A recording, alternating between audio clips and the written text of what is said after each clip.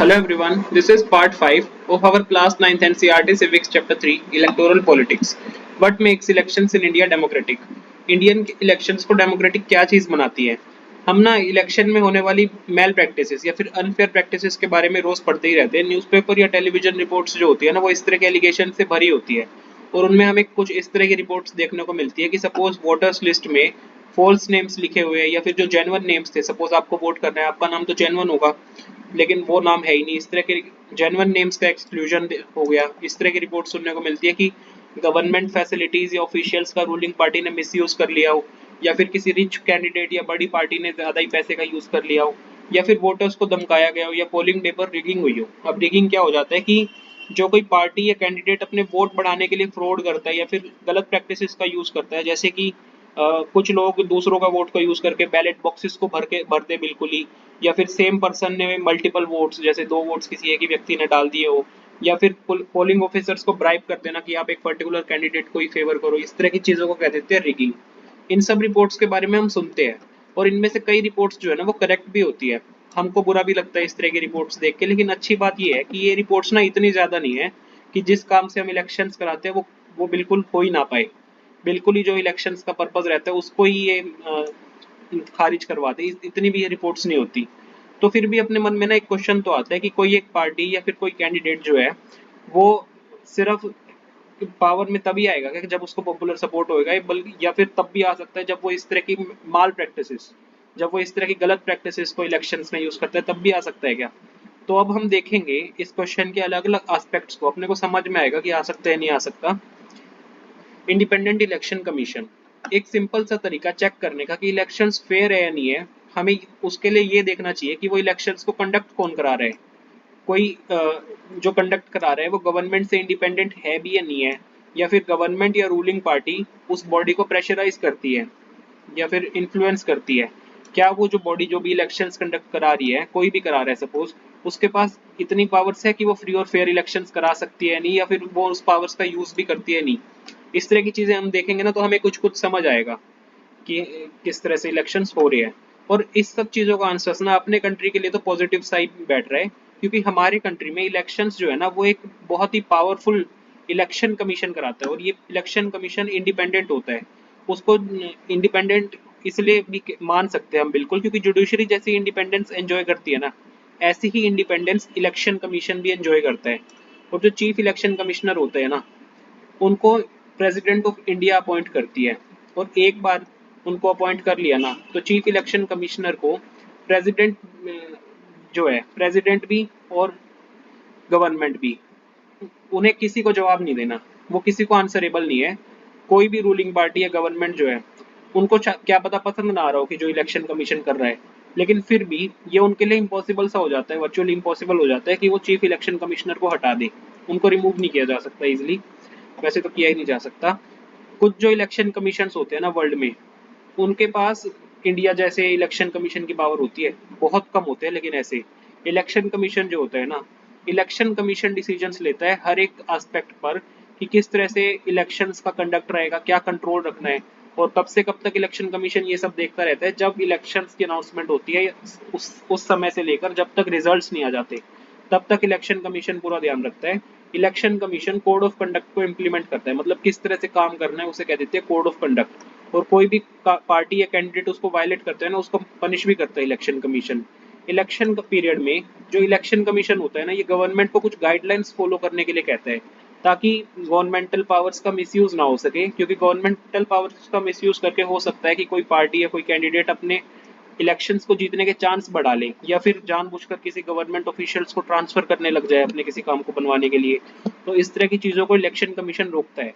जब election duty पे होती है ना तब गवर्नमेंट ऑफिसर्स जो होते हैं वो इलेक्शन कमीशन के अंडर काम करते हैं, ना कि गवर्नमेंट के अंडर। और लास्ट 25 ईयर्स में जो इलेक्शन कमीशन है ना अपना, उसने अपनी पूरी पावर्स का यूज किया और अपनी पावर्स को बल्कि बढ़ाया भी है। और ये काफी कॉमन हो गया है आज के टाइम में इलेक्शन कमीशन के लिए कि वो गवर्नमेंट को या एडमिनिस्ट्रेशन को जो भी कमियां है ना उसके लिए डांट भी दे, फटकार भी दे। जब इलेक्शन ऑफिशियल्स जो होते हैं ना उनके मन में ऐसा शंका आने लगती है, उनको ऐसा लगता है कि पोलिंग फेयर नहीं हुई कुछ बूथ्स पर या पूरी की पूरी कॉन्स्टिट्युएंसी पर ही पोलिंग ढंग से नहीं हुई, तो वो रीपोल के लिए भी कह सकते हैं, मतलब फिर से पोलिंग कराओ, ऐसा भी कह सकते हैं। और रूलिंग पार्टी जो है ना वो अक्सर रूलिंग पार्टीज को पसंद नहीं आता जो काम इलेक्शन कमीशन करता है, लेकिन उनको मानना पड़ता है। और ऐसा this would not have happened if the election commission was not independent and powerful. ऐसा ना होता अगर इलेक्शन कमीशन इंडिपेंडेंट और पावरफुल ना होता तो। अपना इलेक्शन कमीशन जो है वो काफी इंडिपेंडेंट और पावरफुल है। पॉपुलर पार्टिसिपेशन एक और तरीका है चेक करने का कि इलेक्शन प्रोसेस जो था उसकी क्वालिटी कैसी थी, और वो क्या है, लोगों का एंथुजियाज्म देखना जो कि इलेक्शंस में पार्टिसिपेट कर रहे हैं। अगर इलेक्शन कमीशन या फिर अगर इलेक्शन प्रोसेस जो है, अगर प्रोसेस फ्री या फेयर नहीं हुआ, तो फिर लोग जो है ना, उनको पसंद नहीं आएगा वोट करना, वो पार्टिसिपेट कम करेंगे। अब इन चार्ट्स में हम देख सकते हैं कि इंडिया की पार्टिसिपेशन कितनी है। चार्ट्स में आपको समझाऊंगा। देखो, वोटर टर्नआउट क्या होता है। वो टर्नआउट होता है कि कितने परसेंटेज ऑफ एलिजिबल वोटर्स जो है उन्होंने अपना वोट दिया है इलेक्शन में। अब वोटर टर्नआउट देखो आप इंडिया और यूनाइटेड किंगडम में समय के साथ। देखो 1991 से 2015 का डाटा ये इसमें दिख रहा है कि इंडिया में 56% था वोटर टर्नआउट 1991 में, और 2015 में 66% है। मतलब इंडिया में तो बढ़ा है, मतलब लोगों का एंथुजियाज्म बढ़ा है इलेक्शन के लिए। लेकिन यूके में थोड़ा घटा है। यूके में देखो 78 था इस टाइम पर, और आज 66% है। तो इंडिया इस चीज़ में पॉजिटिव है। अब देखो, जो लोगों का पार्टिसिपेशन होता है ना इलेक्शन में, उसको यूजुअली वोटर टर्नआउट की फिगर्स के थ्रू मेजर किया जाता है। टर्नआउट दिखाता है कि कितने परसेंट ऑफ एलिजिबल वोटर्स थे, उनमें से कितनों ने एक्चुअली में अपना वोट दिया है। लगभग लास्ट 50 ईयर्स में ना, जो यूरोप और नॉर्थ अमेरिका का वोटर टर्नआउट है ना, वो तो कम हुआ है, लेकिन इंडिया में वो या तो स्टेबल रहा है या बढ़ा ही है। इस चार्ट में हम अच्छी तरह देख सकते हैं कि इंडिया का तो बढ़ रहा है और यूनाइटेड किंगडम का घटता है, फिर अब थोड़ा सा ठीक होता है, 66 आ गया है, लेकिन अल्टीमेटली तो घटा ही है, 78 से 66 आए हैं। इंडिया में ना, पुअर, इलिटरेट या अंडर प्रिविलेज्ड लोग जो होते हैं, वो रिच या प्रिविलेज सेक्शन से ज्यादा वोट करते हैं, जबकि वेस्टर्न डेमोक्रेसीज में ऐसा नहीं होता। यूनाइटेड स्टेट्स ऑफ अमेरिका में जो पुअर पीपल होते हैं, अफ्रीकन अमेरिकन हो गए या हिस्पैनिक्स हो गए, वो रिच और वाइट पीपल से कम वोट करते हैं। देखो ये डाटा दिखा रही है कि इंडिया का वोटर टर्नआउट में देखो, अपर कास्ट जो है उनका तो 56% है, लेकिन ओबीसी एससी एसटी का ज्यादा है अपर कास्ट से। यूएसए में उल्टा है, यूएसए में व्हाइट का वोटर टर्नआउट ज्यादा है 60%, और ब्लैक्स का और हिस्पैनिक्स का कम है। हिस्पैनिक्स का तो बहुत ही कम है 28%। और देखो, जो कॉमन पीपल है ना इंडिया में, वो इलेक्शंस को काफी इंपॉर्टेंस भी देते हैं। उनको लगता है कि वो इलेक्शंस के थ्रू ना गवर्नमेंट को या पॉलिटिकल पार्टीज को प्रेशराइज कर सकते हैं कि प्रोग्राम्स या पॉलिसीज उनके फेवर में लाए जाए। उनको ऐसा भी लगता है कि उनका वोट जो है ना, वो काफी मैटर करता है कि कंट्री किस तरह से चलेगा, ये लोगों को लगता है। अब देखो ये एक पाई चार्ट के थ्रू भी दिखा रही है कि 67% लोग तो सोचते हैं कि उनके वोट का इफेक्ट है गवर्नमेंट पे, 18% को लगता है कि इफेक्ट नहीं है, और 15% कहते हैं हमें नहीं पता, हमें कुछ नहीं कहना। तो इसमें आपका क्या कहना है। फोर्थ देखो, जो इंटरेस्ट होता है ना वोटर्स का इलेक्शन रिलेटेड एक्टिविटीज में, वो समय के साथ बढ़ा है। 2004 इलेक्शन के जो इलेक्शंस थे ना, उसमें 1/3 से ज्यादा वोटर्स जो है उन्होंने कैंपेन रिलेटेड एक्टिविटीज में पार्ट लिया था, और लगभग आधे से ज्यादा लोगों ने खुद को किसी एक पॉलिटिकल पार्टी या फिर कैंडिडेट के करीब पाया था। और हर 7 में से एक व्यक्ति किसी ना किसी पॉलिटिकल पार्टी का मेंबर होता था। अब देखो, those who participated in any election related activity in India, देखो जो लोग पार्टिसिपेट करते थे किसी इलेक्शन रिलेटेड एक्टिविटीज में इंडिया में, 1996 में तो 8% थे, लेकिन 2004 में देखो कितने ज्यादा हो गए, 32%।